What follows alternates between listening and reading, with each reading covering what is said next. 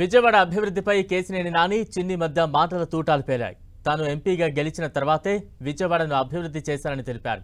ఫ్లైఓవర్లు, ఎయిర్పోర్ట్లు తీసుకువచ్చామని చెప్పారు. నానికి స్ట్రాంగ్ కౌంటర్ ఇచ్చారు కేసినేని చిన్ని. అవసరమైతే దుర్గ గుడి కూడా తానే కట్టారని చెబుతారని ఎద్దేవా చేశారు.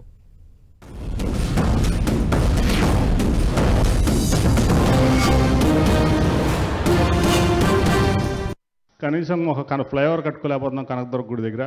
గతంలో ఉన్న ఎంపీలు ఇది సాధ్యం కాదన్నారు అనే బాధలోంచి వాళ్ళందరూ సాధ్యం కాదన్న విషయాలన్నీ కూడా సుసాధ్యం చేసి చూపించాను నేను.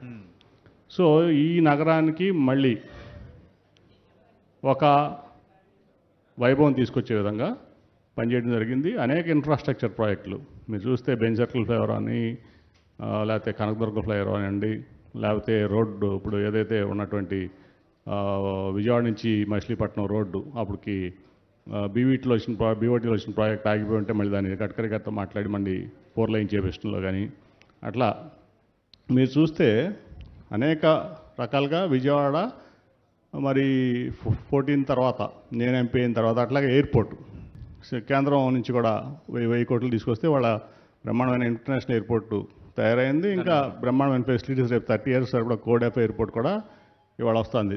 ఆయన కూడా ఇంకోటి కూడా మా అందరికీ విజయవాడ ప్రజలందరికీ తెలుసు. ఎందుకంటే మాటలు ఎక్కువ, పని తక్కువ. ఏసీ రూముల్లోంచి కదలలేని వ్యక్తులు. విజయవాడకి కృష్ణానదిని కూడా వారే తెచ్చినట్టు చెప్పుకుంటారు, కనకదుర్గ గుడిని కూడా వారే కట్టినట్టు చెప్పుకునే వ్యక్తులు. చేసి చూపించి దాని మీద డిబేట్కు రావయ్యా బాబు అంటే రారు. కానీ ఏ రోజు చూసినా వీళ్ళందరి పర్సనల్ ఎజెండా ఏంటంటే ఎవరినైతే విమర్శిస్తే వార్తల్లోకి ఎక్కుతాం.